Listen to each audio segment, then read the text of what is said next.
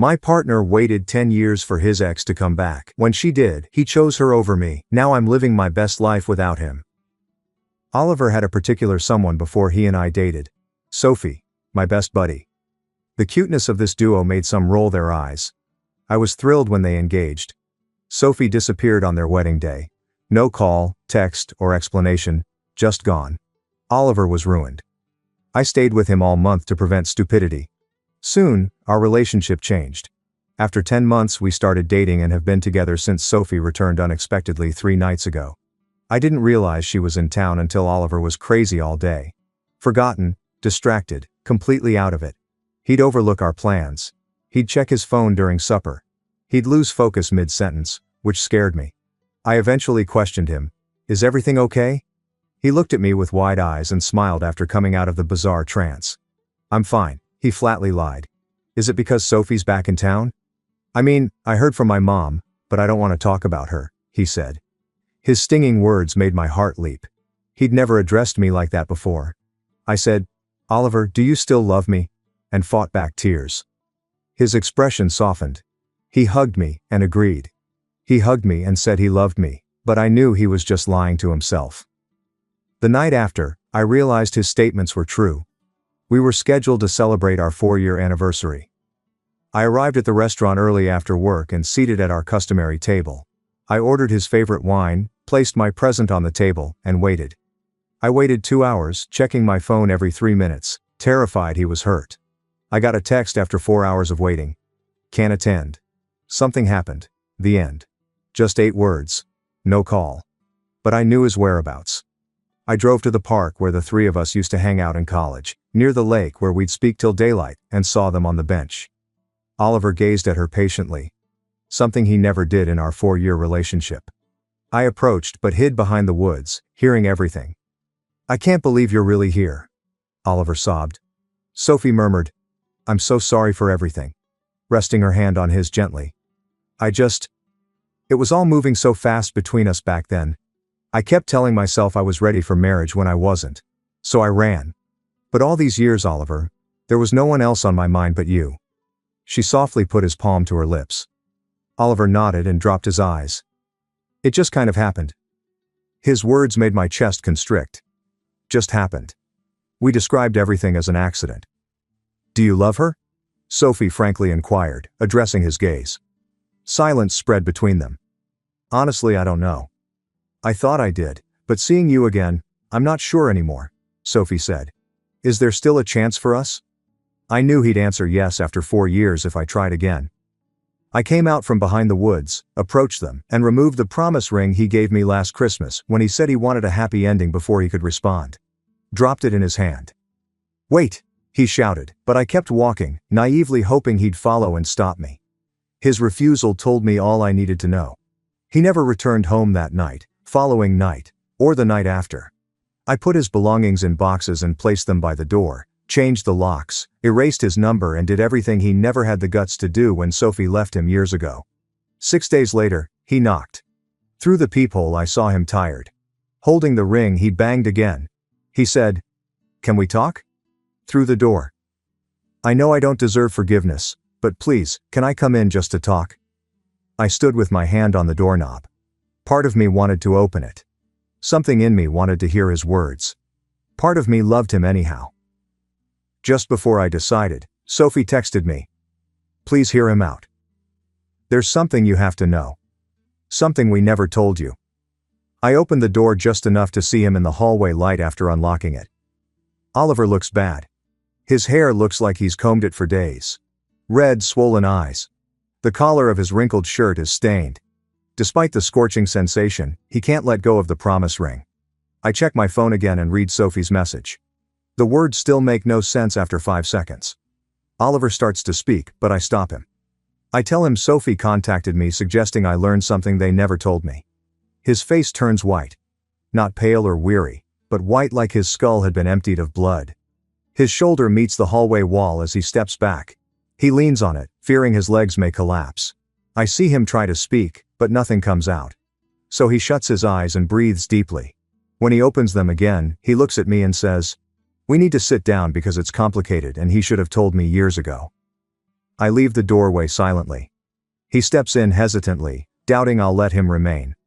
Out of habit, I shut the door after him. We go to the living room and I sit on the window chair, not the couch or anywhere near him. Oliver sits at the end of the couch, and we feel far apart. Still clutching the ring. His hands shake. Waiting for him to speak.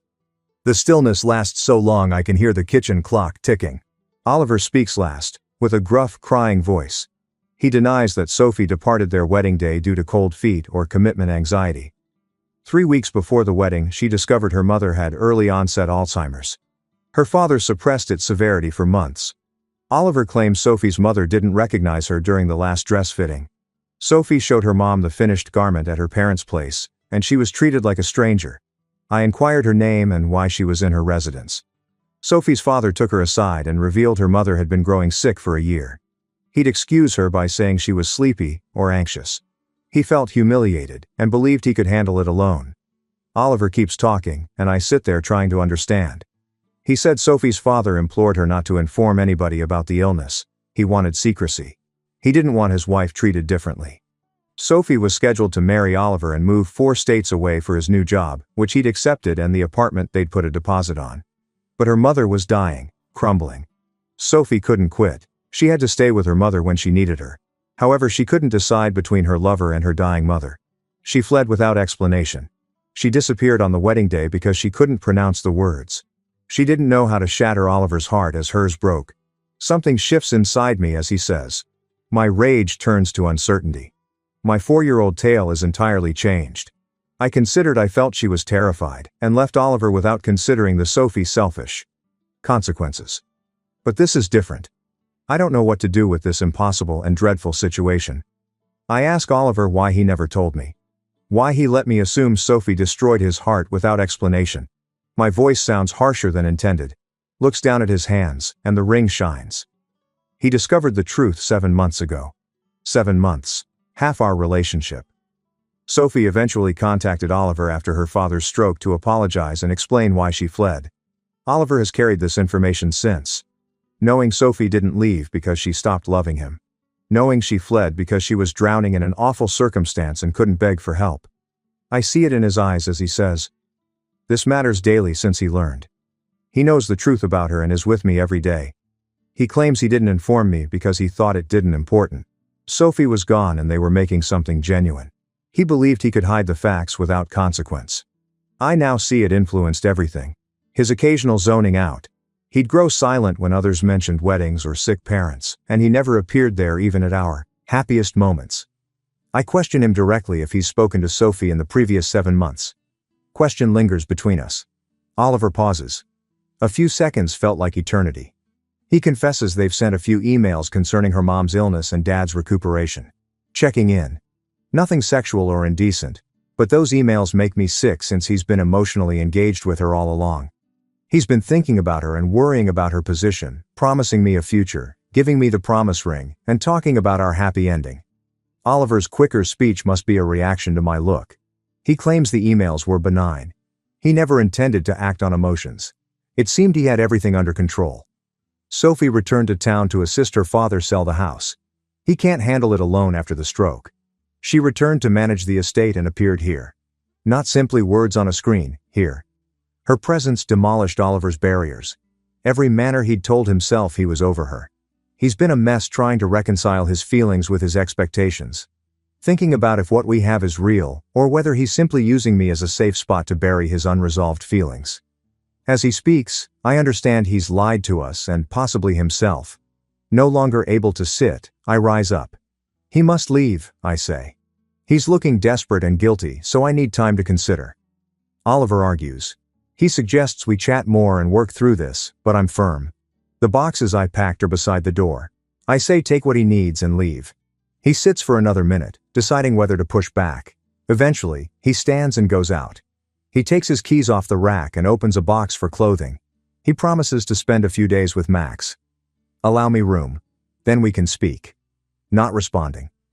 He gathers his stuff and leaves as I watch. It closes behind him, and I turn the lock and stand in the quiet apartment. Kitchen clock ticks on. The fridge hums. Streetcars pass by outside. I return to the living room and sit on Oliver's couch. The pillow is still warm from him. I glance around our shared apartment and realize I don't know who I'm mad at. Sophie for leaving, Oliver for lying, myself for not recognizing it sooner, and us for creating this mess. Probably an hour, I stare at nothing on the couch. His absence makes the apartment uncomfortably quiet. Scrolling through old images on my phone hurts my chest more. At 11:30, I know I won't sleep and contact Emily. She answers on the second ring, sounds half sleepy but wakes up quickly when I call. Tonight I tell her about Oliver's emails with Sophie, falsehoods, and how he stated he doesn't know what he feels. Emily listens without interrupting and is silent when I finish. My stomach drops when she says anything. She says I may have loved saving Oliver more than loving him. I want to fight her and defend myself, but I know she's right and choke on the words. I wasted 4 years attempting to please someone who was never there. Emily talks to me until almost 2 a.m., leaving me exhausted but clearer. The next morning I'm fatigued and my eyes are swollen from crying. I prepare coffee and stare at my phone at the kitchen table. I know what to do. I open my messages and text Sophie. I tell her we must discuss face-to-face without Oliver. Within 5 minutes she agrees to meet me in a downtown coffee shop that afternoon. I pace the apartment all morning, practicing what to say to her. Practicing in the bathroom mirror feels like a presentation. However, seeing her will likely make me forget all I prepared. Driving to the coffee shop at 1:30, I arrive 15 minutes early. I order an unwelcome tea and sit by the window observing folks. Sophie does not look like I expected it to. She seems exhausted and older than Oliver's carefree college girl from his former social media. She has dark bags beneath her eyes and a disheveled bun. She approaches and I stand awkwardly, unsure if we should embrace or shake hands. She sits across from me and thanks me for meeting her. She apologizes for last night's SMS before I can respond. She claims she recognized it was cruel to drop the bomb without warning after mailing it. I nod and tell her why I wanted to chat. We order coffee and she tells me about the past 4 years. She describes her mother's early onset Alzheimer's and how she forgot everyone she loved. Sophie cries as she says her mom didn't recognize her. She describes quitting her job, residence and life to care for her full-time at home. She says her mom died 4 months ago and shattered her since she'd given up everything to care for her, including Oliver and their life together. Sophie claims she returned to town to give Oliver closure and an explanation for vanishing on their wedding day. However, seeing him in the park the other night brought back all the old sensations and scared her. She informed him she wanted to try again since it seemed right then. I listen and digest, attempting to decide how I feel. I conclude by asking her what she wants from Oliver now. Sophie glances at her coffee cup for a while. She then acknowledges ignorance. She swears she'll always love him, but she knows she harmed him and broke his trust. She says she's not sure if she wants to try again, or if she's lonely, mourning, and craving familiarity. Sophie says something that changes my mind. Oliver mentioned me in the park, she says. He said I was compassionate and gentle and helped him heal after his breakup. Sophie stares at me and says she could tell he cared about me, but she could also tell he'd never let go, which is unfair. After almost 3 hours, I realize Sophie isn't the evil I wanted her to be. She basically made a tough choice and handled it poorly, and everyone is suffering for it. Near the conclusion, she says she's moving back to her mom's hometown to settle the estate and start afresh without these memories. She wants to leave here. After saying farewell at the coffee shop, I feel emotionally weary, yet lighter. I drive home and enter my apartment to find Oliver has contacted me to chat again. After staring at the message, I put my phone face down on the counter. I ignore it because I need time to find out what I want instead than just following others. Emily delivers Thai takeaway from my favorite restaurant around 6 o'clock that night. She arrives, sets up the meal, and watches a lousy action movie without asking questions. We watch explosions and eat pad thai as I attempt to forget my mess. I work and come home for 3 days, ignoring Oliver's texts. Finally, I meet him on day 4. I tell him to meet me at the park where everything went wrong. I arrive to see him nervously seated on the bench. When he sees me, he jumps up and apologizes, but I stop him. I tell him Sophie told me everything about her mom and why she left. I then directly question if he still loves her. Oliver struggles to respond and his expression shows he's struggling to think out what to say. Finally, he admits to not knowing his feelings. Seeing Sophie brought back all the pain and love from before, but being with me has been comfortable and safe. Comfortable hits me hard. I tell him I want more than comfort and safety. That I deserve someone who knows they desire me without hesitation. Oliver looks heartbroken but doesn't dispute since he knows I'm correct. Oliver and I get up from the bench, unsure of what to do. I suggest taking a true break, not just a few days of him living with someone else, to find out what we want independently. He looks at me and asks if we're splitting up. Honestly, I don't know yet, but I know I can't keep waiting around while he decides if I'm enough for him. My voice is clear despite my constricted chest. Oliver strokes his hair and nods gently. We agree to let him stay with Max for 3 weeks without talking. No texts, calls, or intentional encounters. He wants to hug me farewell. I shake my head because if he touches me now, I may change my mind about everything. I walk alone to my car and turn off the radio to drive home. Just sitting in quiet processing what transpired. The flat is too quiet when I arrive, so I phone Emily to come over. She arrives an hour later with champagne and ice cream without questioning. Stays on the couch with me as I weep. The next week at work is terrible since I'm upset and can't focus for more than 5 minutes. I forget half my slides and ruin a client presentation. Helen observes when I zone out at a team meeting when someone is talking to me. A frank 50-year-old divorcee, she doesn't take bullshit. She interrupts me making coffee in the break room after the meeting. She stands between me and the door and asks what's wrong since I've been zombie-like for days. I attempt to blame it on fatigue, but Helen crosses her arms and says she doesn't believe me. She breaks me down with her directness, and I tell her everything about Oliver and Sophie, the park, and the separation. She listens without interrupting or criticizing, nodding sometimes as I tell my complicated story. She's silent when I finish.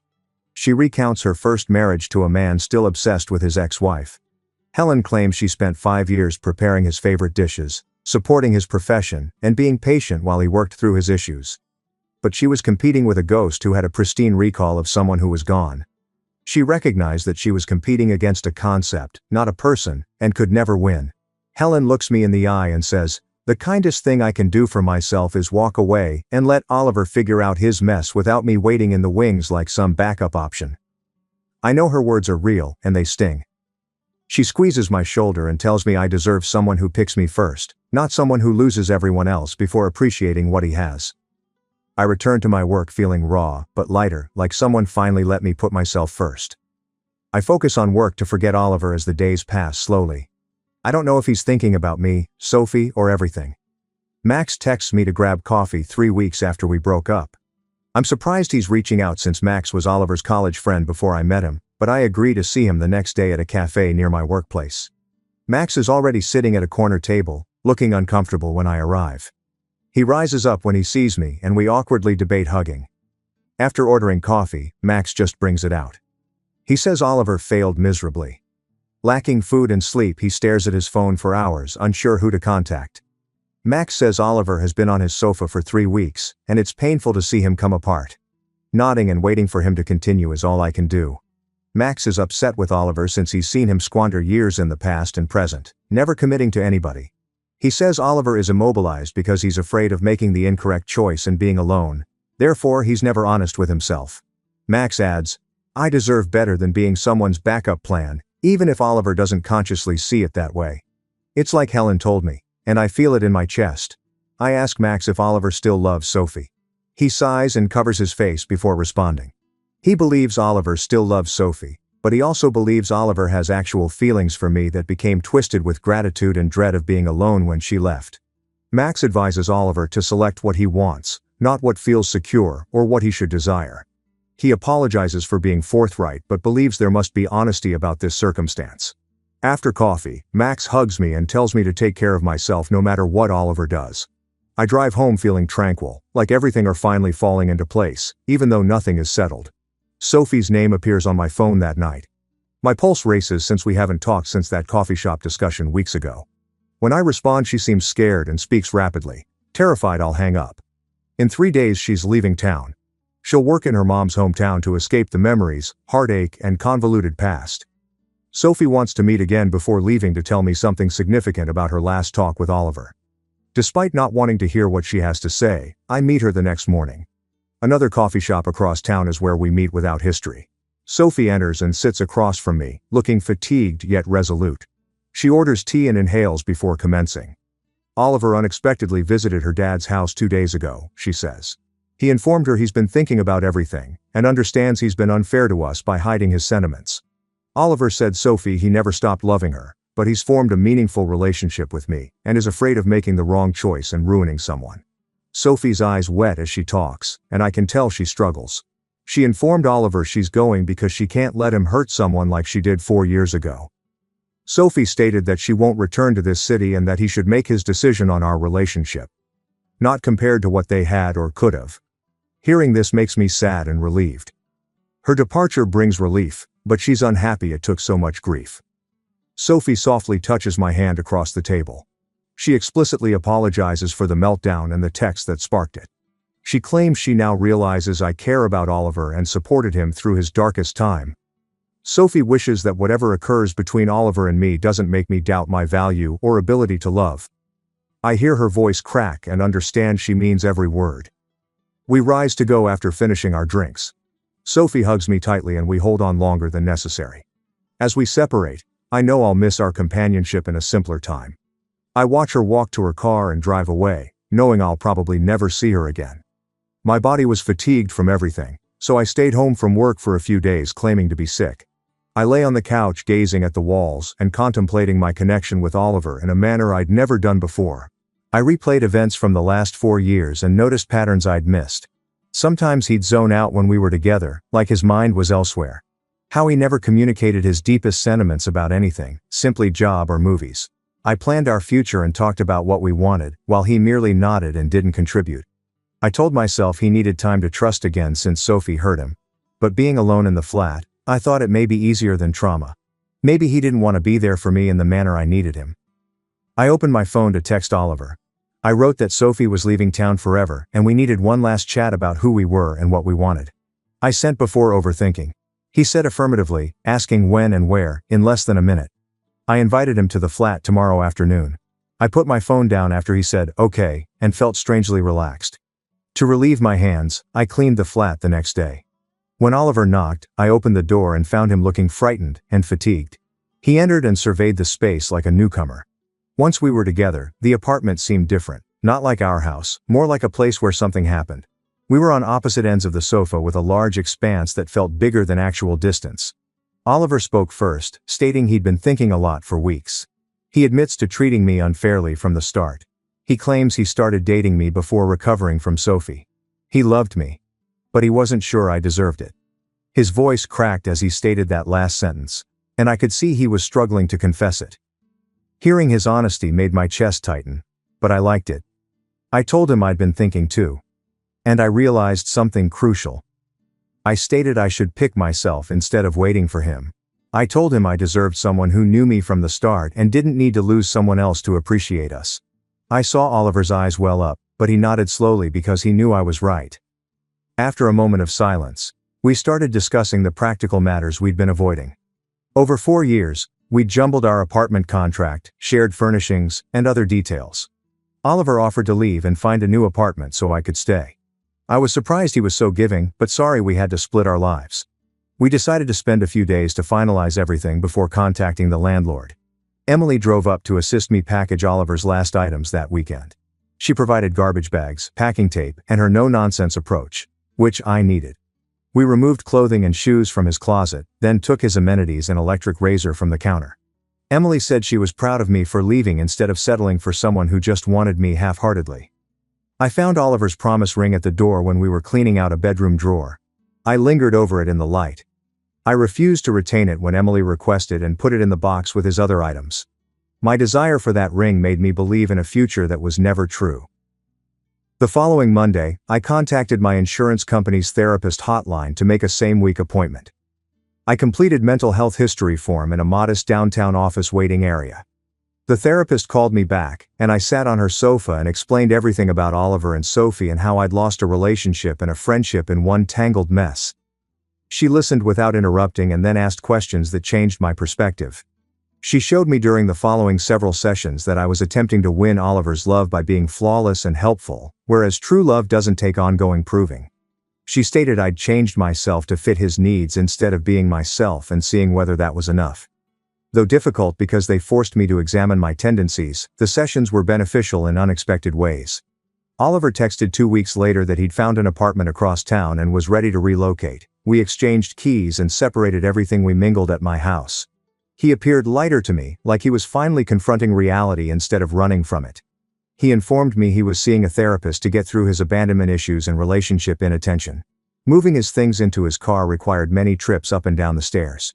He returned the extra key I gave him years earlier after I gave him his apartment key. We lingered in the parking lot, unsure how to say farewell. After thanking everyone, he went in his car. I watched him drive away and walked upstairs to my own flat. After a month, I was used to living alone, having the bed to myself, and not having to arrange my schedule. I received a message request from Rachel Turner while browsing social media one afternoon. I accepted it and saw Sophie's younger sister, whom I'd only seen a few times in college. Her reply thanked me for being polite to Sophie in their last discussion before she left town. Sophie was doing well in her new place, building a life for herself, Rachel wrote. Sophie occasionally mentioned how I handled everything with more grace than she deserved. Rachel quickly emailed to ask if I wanted to get lunch after I said I was pleased Sophie was okay. We arranged to meet the next weekend. Rachel looked like Sophie when we met at a casual cafe near my flat, which surprised me. She told me more about Sophie's mom's sickness after we ordered lunch. Sophie said their family fell apart as their dad emotionally shut down, and Sophie carried everything. Rachel stated she was too young to help and has felt guilty about it ever since seeing her sister die for their mom. She described how their dad denied aid and insisted he could manage it when he couldn't. Rachel lowered her voice when she mentioned visiting the house and witnessing how horrible things had gotten, how their mom no longer recognized anyone and their dad was barely coping. Hearing her changed my perspective on Sophie's decisions, recognizing her terrible predicament but not dismissing her decision's agony. Rachel pondered what might have happened if their family had been more honest about needing help. If their dad hadn't insisted on keeping it quiet. Rachel hugged me goodbye after lunch, thanking me again for meeting her. I drove home thinking about how difficult people's lives are and how you never know what they're carrying. I spent the next week perfecting a large advertising pitch for a new client, staying up late most nights.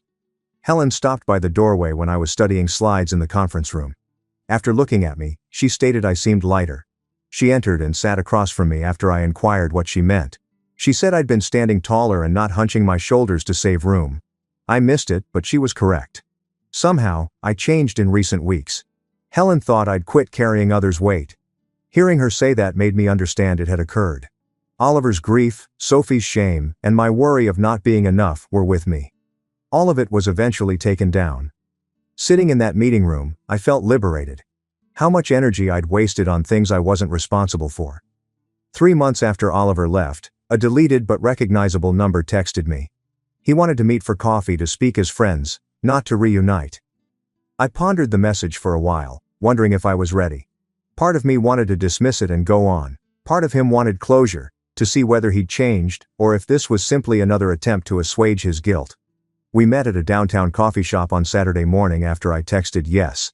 He was sitting at a corner table when I arrived, calmer and more content than I remembered, not fidgeting or checking his phone every few seconds. After ordering beverages and sitting down, we had an awkward moment where neither of us knew how to start.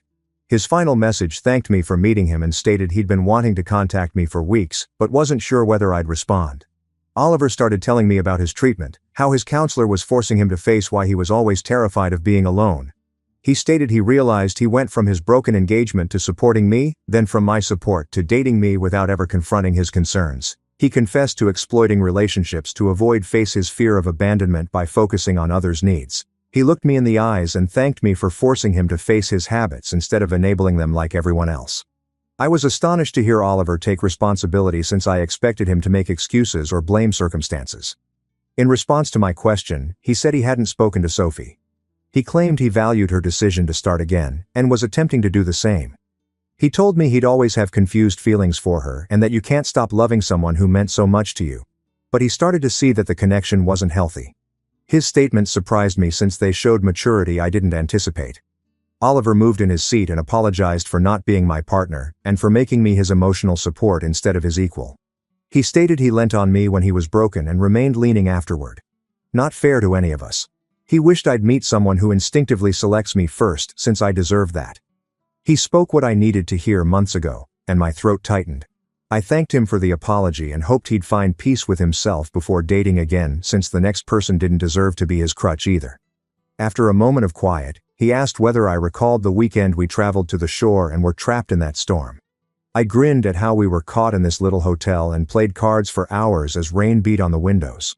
I discovered that I didn't regret our relationship, even if it ended horribly, as we talked about other nice memories. Oliver taught me what I didn't want in a companion. Even if it hurt, being someone's second choice was valuable. I helped him confront his underlying trauma instead of avoiding it. It was all right for partnerships to serve a purpose, even if they didn't endure forever. 3 months after things broke apart, I went to my coworker's party and met Liam, her husband's coworker. After an hour of aimless chatter in the kitchen, he invited me to supper. I agreed even though I wasn't ready, and we planned for the next week. The evening was relaxed, dinner at an Italian restaurant near my flat and easy chat. I was most surprised by how different it felt to be with someone who asked me questions and listened instead of talking. Liam asked about my family, interests, and employment. He was fascinated when I told him about my sister and my art revival. I wasn't ready for anything serious, but it felt nice to recall other guys would want me instead of treating me like a consolation prize. The next weekend, Emily visited, and we spent Saturday morning reorganizing my apartment furnishings and hanging my paintings. She continued saying I was better living alone and more like myself before dating Oliver.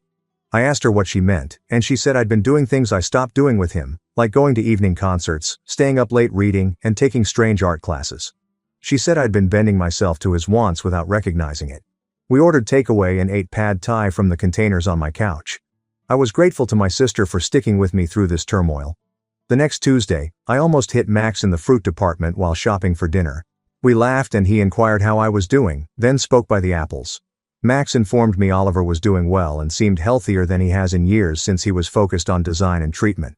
I remember Max saying he was glad I was strong enough to walk away when Oliver couldn't make a decision because it helped him to grow up and deal with his difficulties.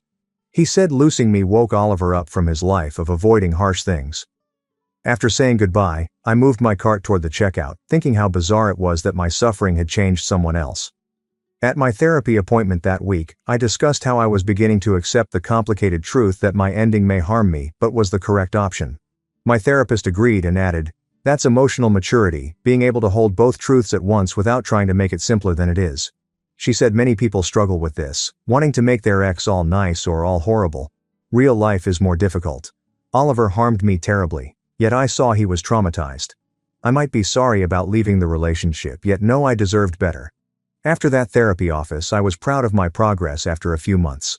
From the sobbing person at her door to someone who could see clearly and honestly.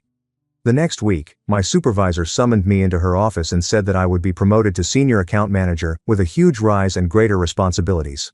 I left the meeting feeling like I could breathe for the first time in months. Helen saw me at my work later and demanded we celebrate that night. She ordered 2 costly glasses at this downtown wine bar. After studying me for months, she glanced at me across the table and stated I'd changed entirely. She said I was continually shrinking, quieting, and lowering my expectations when I started dating Oliver. But now I took up space without apology. She claimed I now speak out in meetings when I inquired what she meant. I limit troublesome clientele. I stopped apologizing for others' mistakes. Helen lifted her glass and said she was proud of me for choosing myself when it would have been easy to settle. Sitting there, I realized she'd become more than a colleague who delivered harsh counsel. She was my mentor and friend who helped me recognize my value when I couldn't. 4 months after things went apart, I leased a smaller apartment across town. The house was mine with my name on the paperwork, which felt meaningful. Emily drove up that weekend to help me decorate and move in. On Saturday, we painted one wall a deep blue I'd always liked, but Oliver claimed was too dark. Emily helped me display my late-night paintings in the living room. Instead of settling for a neutral couch, I chose one I loved at furniture stores. Emily kept saying the flat was different from the one I lived with Oliver, like it had my individuality instead of being generic. Since my table hadn't arrived, we ate pizza from the box on the floor. She said I looked lighter, like when I started dating Oliver. I glanced around at my blue wall, paintings and furnishings and realized this was the first place wholly mine in years. I spotted Sophie's post on social media about creating a support group for Alzheimer's caregivers in her new location one evening while scrolling through my phone. She received hundreds of thanks and questions on the post.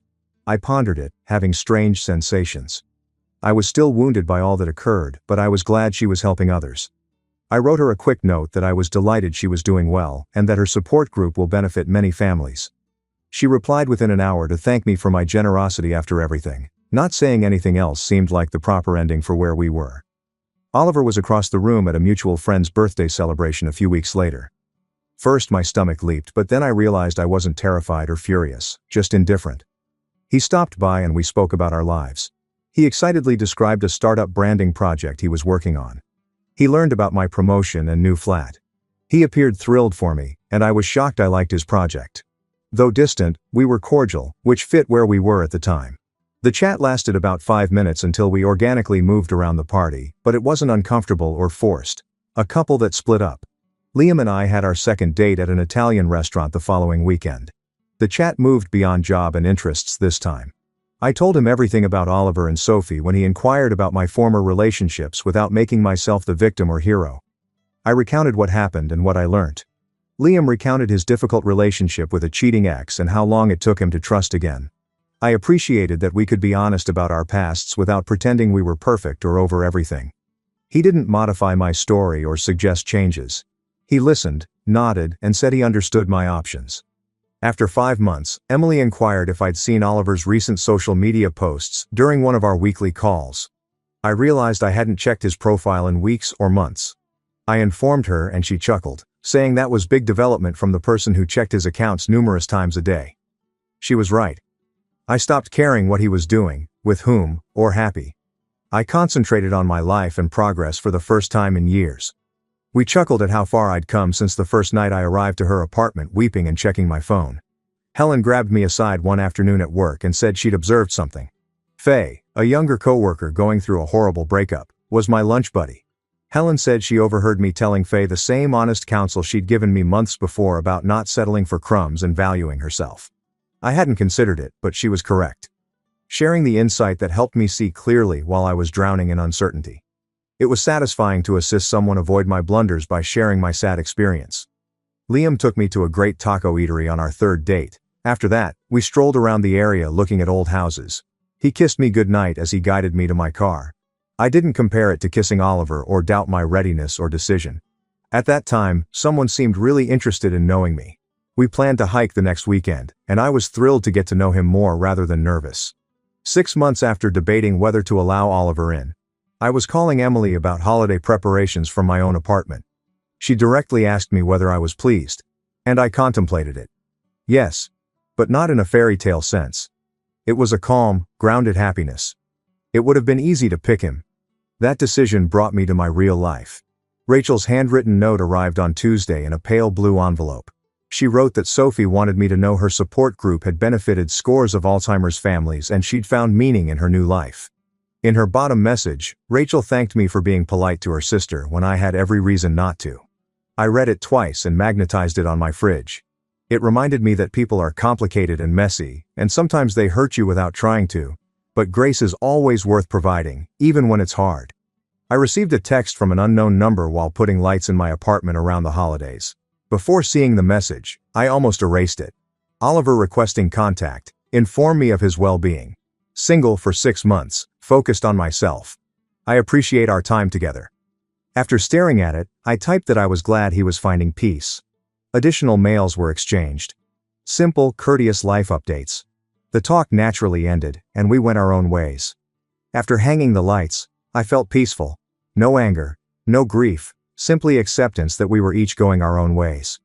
After 2 months with Liam, I noticed how different everything seemed. Always texted me in the morning. He planned a week ahead. He phoned when he said he would. I commented in therapy how unusual it felt to be with someone so constant. My therapist grinned. She noted that I was now experiencing being someone's first choice, not their backup or comfort zone. Her remarks hit me hard because she was right. I always felt like I was battling with a ghost to be chosen by Oliver. I had nothing to prove with Liam. No questions, no worries. He simply showed up. While eating at an Italian restaurant, Liam asked me what I wanted in a relationship. The question surprised me because most guys don't ask that. I thought about it and set my fork down before replying honestly. I told him I needed someone who selects me without hesitation, shows up regularly, has worked to be emotionally open, and doesn't make me worry whether I'm enough. Liam grinned and stated he shared your desire to build something great together. I grinned and was cautiously sure we were.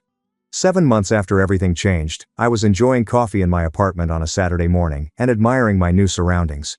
My advancement at work increased my compensation and responsibilities.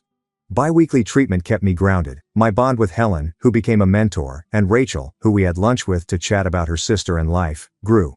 Liam, my boyfriend, treated me the way I deserved but never understood.